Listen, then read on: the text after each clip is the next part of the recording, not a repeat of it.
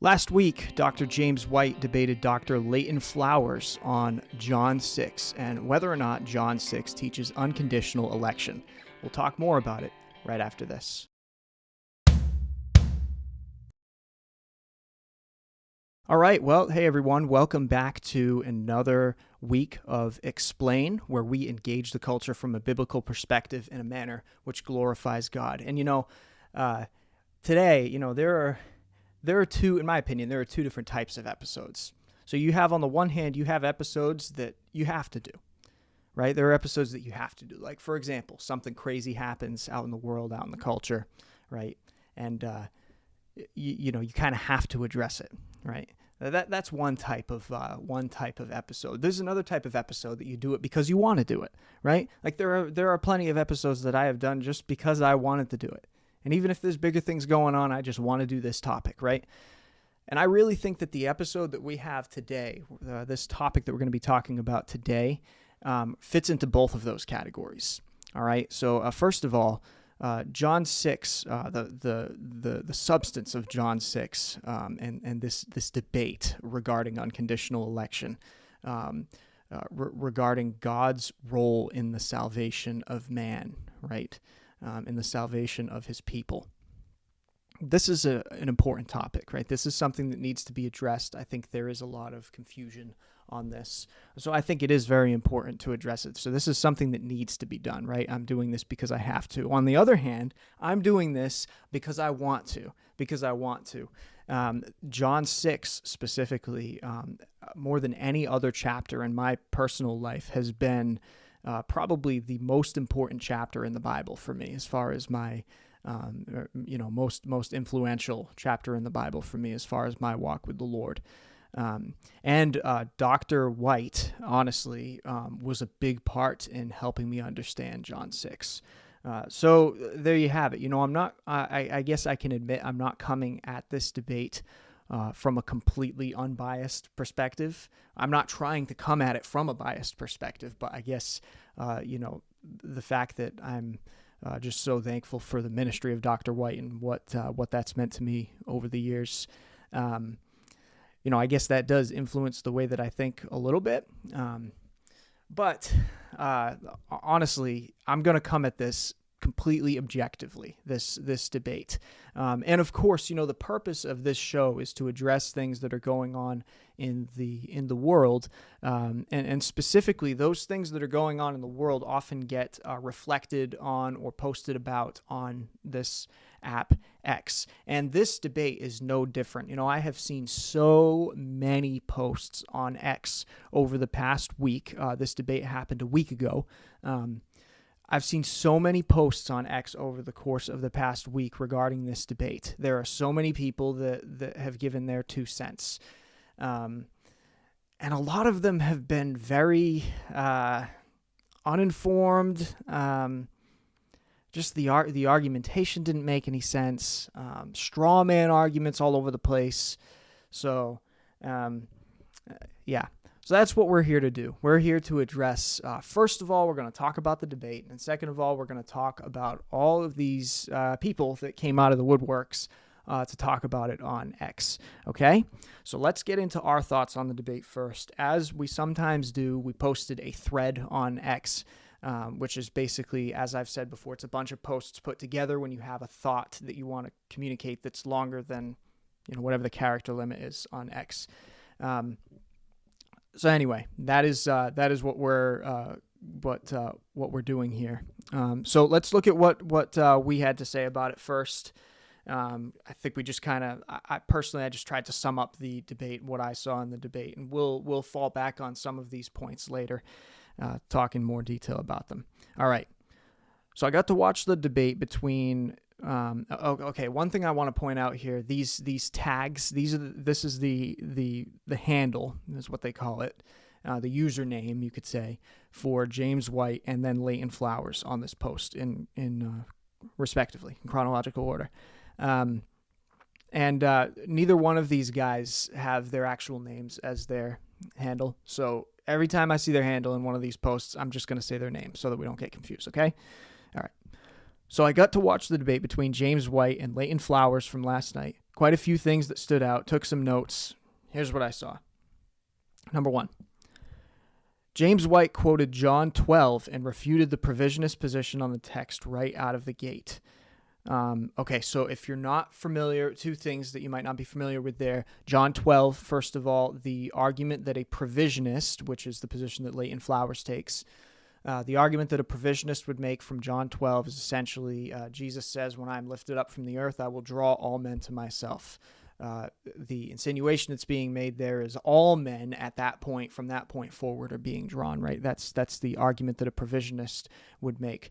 However, Dr. White, I think, did a good thing when in his first speech of the debate, I believe it was, he brought up this argument that people often have from John 12 and refuted it. He basically said that that word draw that Jesus is using in John 12 is being used in a completely different context than in John 6 when Jesus talks about drawing, right? And so I thought that was very effective, because then anytime Dr. Flowers tried to bring up that argument from that point on, it didn't work as well, because Dr. White had already refuted it, okay? So I thought that was very effective, and it neutralized, like I just said, it neutralized any argument that Flowers would make from John 12 for the rest of the night. Secondly, James White rightly pointed out that Leighton Flowers has to ignore the natural chronological flow of the text in order to arrive at his understanding of John 6:45. This became very apparent as the debate progressed. Okay, now one of the reasons that I have these Bibles here with me is for a show like this, all right? So I'm just going to open up to John 6:45. We're going to walk through the text just like as if we were at the debate. You know, we're going to try and follow along. All right, so let's look at John chapter 6, verse 45. I'm actually going to back up to verse 44 because it is really important in the context. No one can come to me unless the Father who sent me draws him, and I will raise him up on the last day. It is written in the prophets, and they will all be taught by God. Everyone who has heard and learned from the Father comes to me. Okay. So I'm just going to keep this open because I am going to go back to this a couple of times. So that is John 6:45, and Dr. Flowers, his position on John 6:45 is essentially that when it says there, it is written in the prophets, and they will all be taught by God. Everyone who has heard and learned from the Father comes to me. He's making a distinction between hearing and learning, almost that like you can hear from the Father, but it has to be your choice to learn, right? It has to be your choice to learn. And so that's kind of where Dr. Flowers comes at it from. But Dr. White pointed out, and I thought this was good that he pointed this out, John 6:44, which is the verse right before it says, no one can come to me unless the Father who sent me draws him, and I will raise him up on the last day. And look, I don't have like an expert's knowledge of Greek. I certainly don't have, any of these scholars' understanding of Greek, but I did go to seminary, and I took Greek at seminary. And this word, when it talks about no one can come to me, right? This is not talking about like you have, like God is saying you're not allowed to do this, right? Like the teacher puts the apple on the desk and says, no one can take this apple, but someone still physically has the ability to take it and they can just grab it. Now, that's not what this verse is saying. Okay, what this verse is saying is that no one has the ability to come to Jesus. Okay, no one has the ability to do it, right? So it's like, for example, if you were to take the apple illustration, it's like the teacher puts the apple on the desk and says that no one can come up and take this apple. And yeah, no one can because all their feet have been glued to the floor or something, right? Like they don't have the ability to do it. That's the point there, and that's what's being conveyed by the Greek word. So let that be said, and I think that really helps put together the argument for verse 45, where Dr. White says that John 6:45 is basically an explanation. This is what he said in the debate, that John 6:45 is essentially an explanation of what that drawing looks like. Okay, that's what God is doing when he's drawing you. He's teaching you. He's causing you to learn and hear. All right.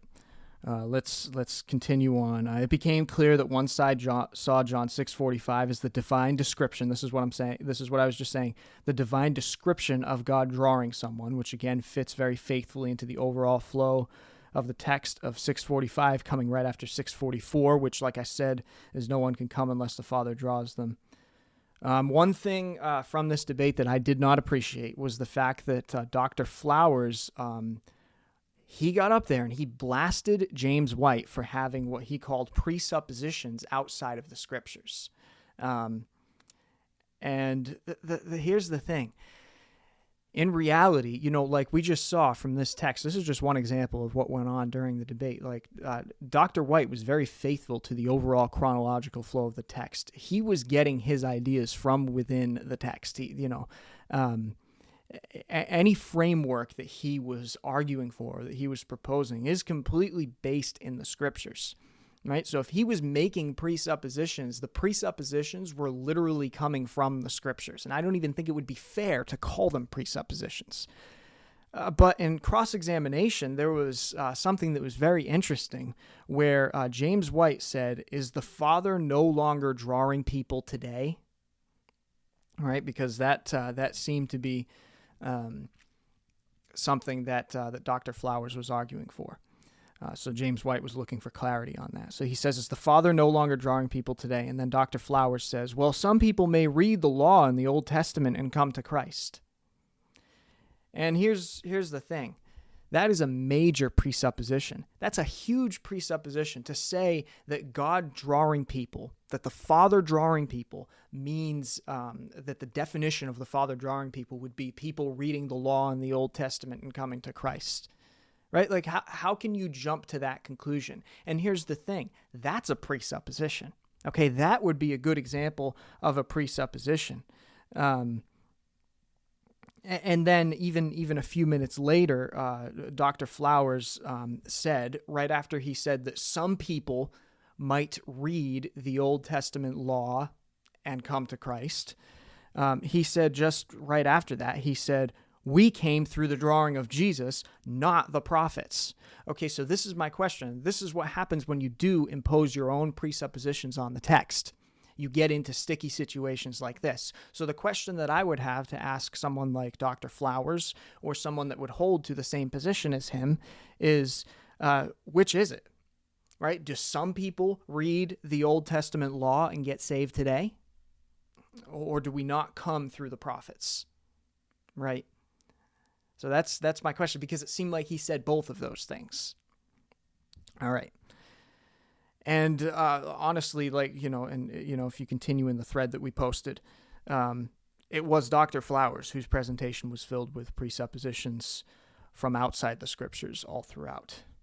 Another thing that I did not really appreciate was that it was clear that Dr. Flowers was there to not to debate John 6:44. He was there to tear down the entire position that Dr. White stood for. Okay. Now, if the debate was simply on, okay, which one is it, Calvinism or provisionism? Well, okay, fine. Then maybe I guess these other things are on the table. But that's why you don't pick such a broad debate topic. You pick something more narrow, because you can't possibly come up with all the material for a presentation and present it in such a short amount of time as 3 hours or however long the debate was. You need days to debate Calvinism and provisionism, right? If you're going to take such a broad topic, so it's not right to go off on all those different rabbit trails. Like Leighton Flowers, he was going down a rabbit trail about infant damnation. And things like an age of accountability or something like that. Apparently that's, and I do know this, that's been something that's been going on X. And Dr. White, actually, he was wondering if they may have intentionally started to talk about this a couple weeks ago leading up to the debate to set Dr. Flowers up to ask him that question in cross-examination. Hey, I don't know, but that, based off of just kind of the way that it was done during the debate, that seems at least like a reasonable thing to think. So Dr. Flowers seemed like he was just he was trying to tear down the entire position of Calvinism in one night. And he didn't stay on topic. He was going after things that Dr. White has said online in the past that had nothing to do with the debate topic. The other thing was he also became very aggressive in cross-examination and in his closing statement. And that was a little bit off-putting, I would say. One thing that I've been seeing go around, and I'll put up the post, for you to see as well. One thing that I've seen go around over the past couple of days is Dr. Flowers accusing James White of hiding behind the moderator. And what that is basically James White was asking the moderator to put the debate back on track, to get cross-examination back on track, because Flowers was going off on all these different rabbit trails, and he was getting very aggressive towards James White. And one thing that James White did really well was he kept his cool. That is a very hard thing to do when you have someone that's just completely breaking all the rules of debate. So, last thing, and this is really kind of addresses the meat of the debate. The debate boiled down to the fact that Dr. Flowers claimed that the word taught in John 6:45 is not an effectual teaching. All right, meaning it doesn't guarantee that someone will be saved. All right, so if you look at John 6:45 once again, it is written in the prophets, and they will all be taught by God. Everyone who has heard and learned from the Father comes to me. So Dr. Flowers was arguing for almost like a step-by-step kind of process, I guess, in John 6:45. I think that would be where the hearing is something that happens with everybody, but then the learning is something that they have to choose to do, right? So basically that all these other things, the hearing and even the teaching and stuff, that's not effectual, right? That's not enough. So if you're taught of God, or if you hear from God, that's not enough for you to be saved. And it's not going to, if you are taught by God and you hear from God, it's not going to guarantee that you'll learn, right? It's like God starts the process, but he doesn't finish it, right? You have to finish it. You have to be the one that chooses to learn, right? As Dr. Flowers would put it. However, one thing that I would say is every Old Testament cross-reference for Jesus' quote of the Old Testament in John 6:45, because notice it says, it is written in the prophets. So Jesus is quoting something from the Old Testament. Every cross-reference for Jesus' quote of the Old Testament in John 6:45 sends you to an Old Testament prophecy of the new covenant. Okay, like you could, and whether you think whether you think that Jesus is quoting from Isaiah or Jeremiah or Micah, in any of those instances, it's a prophecy about the new covenant. And in the new covenant, that everybody being taught of God, that's an effectual teaching. Okay, and what I mean by that is that everybody in the new covenant is taught of God. Like you look at Jeremiah 31, for example, right? This is one of those prophecies of the new covenant. For this is the covenant I will make with the house of Israel after those days, declares the Lord. I will put my law within them, and I will write it on their hearts. I will be their God. They shall be my people. No longer shall each one teach his neighbor and each his brother, saying, Know the Lord, for they shall all know me, from the least of them to the greatest, declares the Lord. For I will forgive their iniquity, and I will remember their sin no more. So even if you push back on whether or not Jesus was quoting Jeremiah 31 here, that's not the point. That's not the point.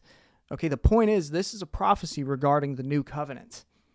Okay, and what this shows us is that everybody in the new covenant is getting the same thing as it relates to salvation, right? And so if Jesus is in John 6:45 quoting a prophet who's talking about the new covenant, which he is, if that is the case, then this teaching that Jesus is talking about, that Jesus is quoting the prophet as saying, that is an effectual teaching.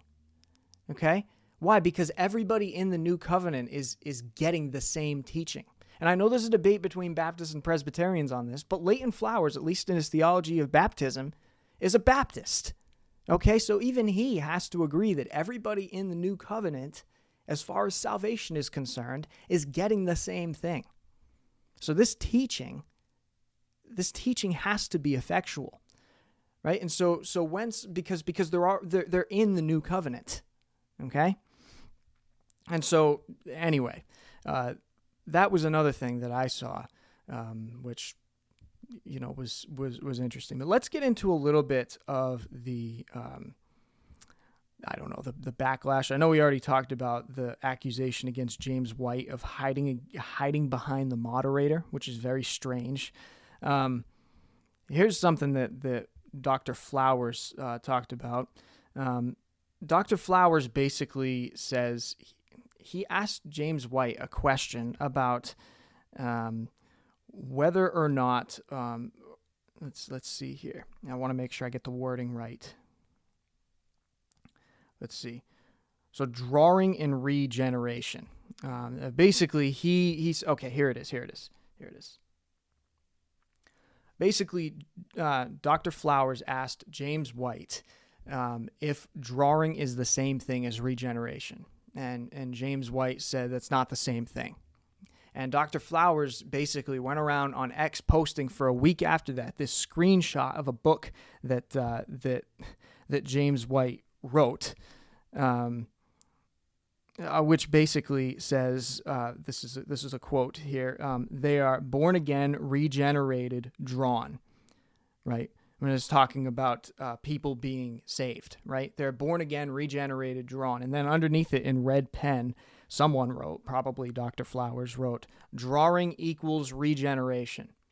Well, that's not actually the conclusion that follows from that list, right? You can use a bunch of different words with commas in between them to describe a lot of different things.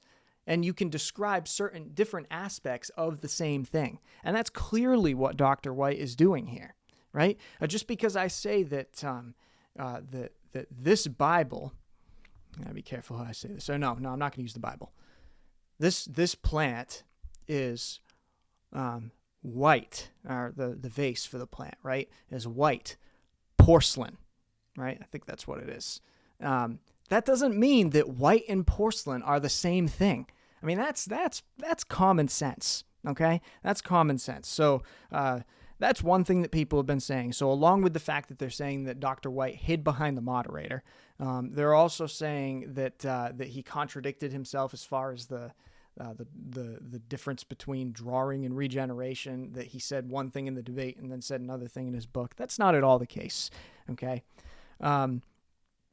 And one thing that has been interesting is I've noticed that there are a lot of people, and of course, they have their reasons they that they're trying to push around. But I have noticed that there are a lot of people who, they'll go on there and they'll say that Leighton Flowers won the debate, but then they won't really give a good reason. They won't give a real reason. Like they'll try to, they'll say, it's funny. They'll say that they'll refute Dr. White's point, right? Like this is one of them. If you look at it, this guy says, I think Leighton Flowers is the clear winner of last night's debate. I'm a bit biased, of course. I believe he very clearly made a stronger, more compelling case than Dr. White. Although Dr. White made a handful of objections to Leighton's position, there were two arguments that he seemed to mostly focus on that I wanted to comment on. So I don't have time to read the whole post, but I'm going to read the first thing that he says. Dr. White pointed out that verse 45 comes after 44, and so Leighton's position essentially requires reading the text backwards. And then he says, after the presentation Leighton gave in his opener, I don't know how Dr. White could possibly make this argument unless he either was not listening to Leighton's presentation or simply didn't understand what he said. Using numerous texts from the Old and New Testament, including passages from John 5, which comes before John 6, Leighton established this. Okay, here's the thing, right? In this refutation of Dr. White's point about being faithful to the immediate context of John 6, you see these people they go and they did exactly what Leighton Flowers did. This guy's doing exactly what Leighton Flowers did in the debate, where Leighton Flowers points to all these verses outside or passages outside of John 6 to make his point when the debate subject is John 6. Okay, and if you're not careful, you're going to make a lot of category errors when you decide to start pointing at other verses outside of the text that you're dealing with to make the point about the text that you're dealing with, right? And so really, I mean, there's nothing more immediate as far as context is concerned than literally the verse that comes right before it. And I think that's why Dr. White's argument is way stronger in this instance, that John 6:44 just flows perfectly right into John 6:45, where you have the statement of something that is true regarding salvation in John 6:44, and then further explanation of it in John 6:45. It flows beautifully. You know, and if you try to pull John 6:45 out of there and make it say something different based off of what other passages and other contexts are saying, you're really running a massive risk there. Okay. All right. So that's one thing that people were saying. Let's see what else I can. Let's see what else is here. Okay, this is the last thing I want to talk about. Leighton Flowers posted this. Dr. White and his followers are misinterpreting my obsession with the doctrine of God's love and provision for every individual for an obsession with Him, a popular Calvinistic apologist who attacks that doctrine on a regular basis while criticizing my teaching in specific. It's not about Dr. White, it's about the character of our loving and gracious God. I will stop bringing up Dr. White when he stops critiquing that foundational soteriological doctrine while referencing me and or provisionism. Okay, now just one thing very quickly I want to say about this, all right? Dr. Flowers has obviously misunderstood what God's love or what qualifies as God's love being under attack. Just because God has chosen, like Romans 9 tells us, just because God has chosen certain people to be saved and certain people He has not chosen to be saved, that doesn't mean that God is any. That doesn't mean that the doctrine of God's love is under attack, right? Quite the contrary. I mean, shouldn't we all be going to hell based off of our rebellion against God? Of course we should. The question should never be, why doesn't God draw everybody? The question should be, why does God draw anybody? That should be the question, right? Because God has every right to throw us all into hell. But He was loving, and so He drew us, and He did everything involved in our salvation. He did it all. Salvation is of the Lord. All right. Well, that's all the time that I have today. Thanks for tuning in. Thanks for talking about this with me, and we will see you next time.